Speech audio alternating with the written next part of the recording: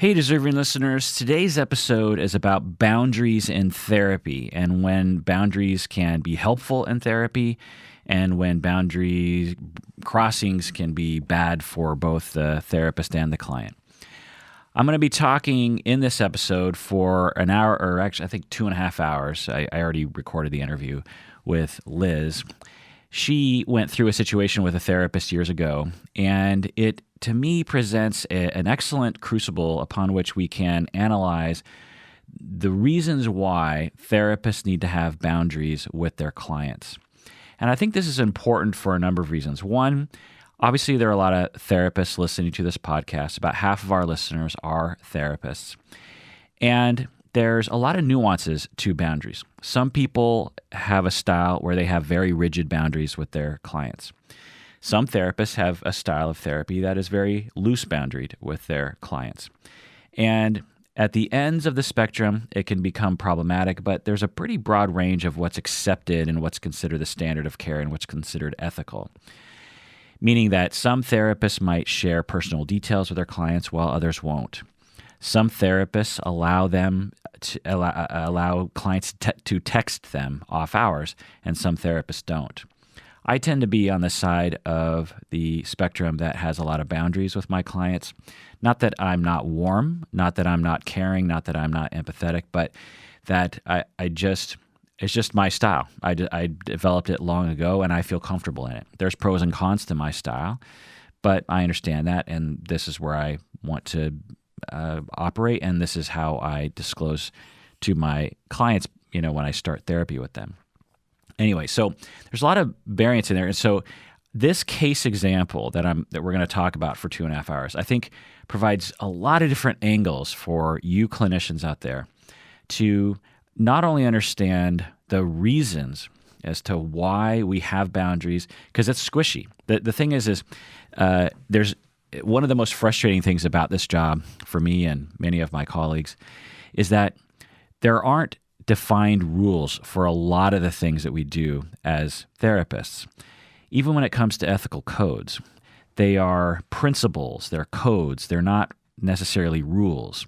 Just take, for example, the idea of accepting gifts from your clients. Sometimes it's considered an ethical violation to accept a gift from a client. Sometimes it's not.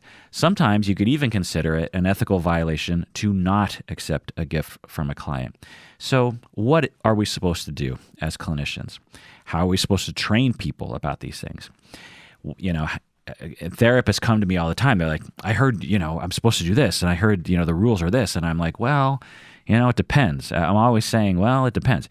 And what it depends on are a lot of factors that you have to know as you head into the ethical decision-making process.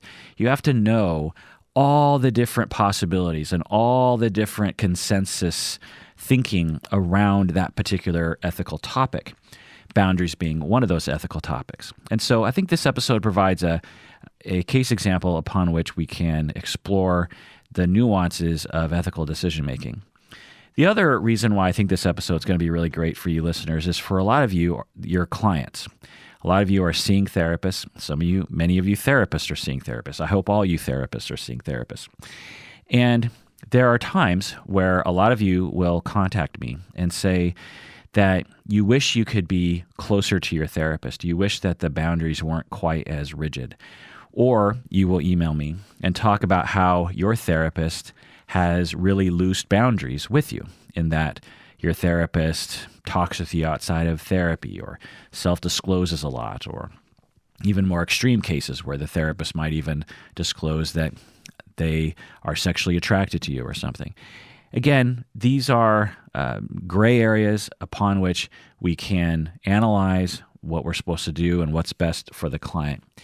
And it's not an easy thing to figure out. And so as a client, it's important to know what your rights are. It's important to know what good therapy is. Because sometimes you, as the client, might have an impulse to do something in therapy. You might ask your therapist to do something that is actually not helpful to you, even though it feels like it's going to be helpful to you. Like when you ask, maybe given your relational traumas, you have this impulse that you want to be friends with your therapist and you want to hang out with your therapist outside of the session. This is a very common impulse. And what I end up telling a lot of people who will consult with me is I'll say, I get why you have this impulse, and I know that it feels like it's going to be a good thing, but I'm here to tell you 99 times out of 100, it will go badly for you. And that last 1% of the time, it's probably just like a wash. It's rare that those kinds of boundary violations and boundary crossings are going to be beneficial in the long run. And this case example, where I talk with Liz for 2.5 hours, provides a lot of data on that.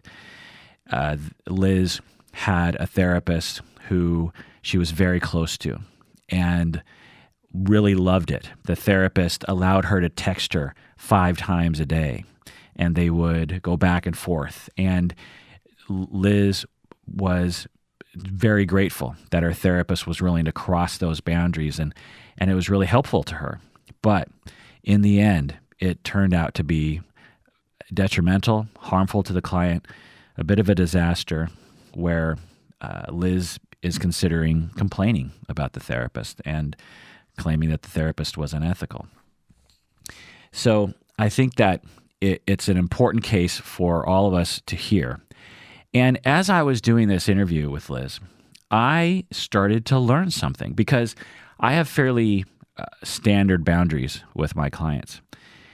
And I've always looked at people who have loose boundaries as through kind of a naive lens, in that if it's past a certain point, then I will point out, look, you are putting your client at risk a great deal. And then there are obvious examples, like having sex with your client, where it's like 100% of the time a bad idea and traumatic and harmful and illegal and unethical. But like when I would come across a colleague who would self-disclose a lot, or would be the sort of warm person in their life where it almost feels like they're an uncle or an aunt or a friend or something, and I'd be like, okay, I'm not like that. I don't have, and none of my supervisees are like that, because I don't let them be like that. I think it's not in order to do that kind of loose boundary therapy, you have to know what you're doing, and you can't. And if you're just starting out as a therapist, it's not recommended. And I wouldn't allow any novice therapist to do that kind of work, because really there's no point. You can be warm and caring without breaking those boundaries. I certainly feel like I can. So I've always looked at it like, well, I have colleagues that do that, and I think that they're probably doing a great job. I mean, their clients really seem to love them. Because these kinds of therapists who have loose boundaries tend to be worshipped quite a bit, because they're so warm and they're so available that people really fall in love with them. I have colleagues, fellow professors, that are like this with their students. They have very loose boundaries with their students, and thus gain that same admiration from people. And I've always looked at that like with a bit of admiration, like, well, geez, God bless you for willing to sacrifice your free time and your life and your energy and your soul to benefit all those people. Like, what a wonderful sort of love that you're giving the world. And maybe that's true. But upon hearing this story from Liz, this 2.5 hour story, at the very end, I finally get to this place where I see really what that behavior is like. Because again, I haven't experienced it really from either end. So I guess I only knew this sort of intellectually. But hearing Liz talk about this loose boundaried style of therapy, and how if things go a little bit wrong, they can go really wrong. It can switch from, what a wonderful relationship I have with my therapist, to suddenly having a lot of pain and a lot of hurt and a lot of resentment and a lot of ongoing grief and a lot of ongoing pain. And so let's listen to that. But first, let's introduce the podcast. This is the Psychology in Seattle podcast. I'm your host, Dr. Kirk Honda. I'm a therapist and a professor. This episode is just for patrons of the podcast. Liz wanted it to be just for patrons of the podcast because she wants to limit the availability of the information, because she talks about herself a lot. She doesn't want that to be on the general internet. So this episode is just for patrons of the podcast. So this episode is going to end pretty soon, unless you're a patron. If you're a patron, then you get to listen to all 2.5 hours of this. So if you're not a patron yet and you want to hear this episode and hundreds of other patron-only episodes, you have to go to patreon.com, become a patron, and you will get instructions on how to listen to this episode. If you have trouble accessing this episode or any other premium episode, email me at contact@psychologyinseattle.com or go to our website and contact me through there at psychologyinseattle.com, and I will let you know how to access all the episodes. Never, ever suffer in silence. Make sure you let me know if anything is going wrong, and I'm here to help. Okay, so let's go to that interview with Liz.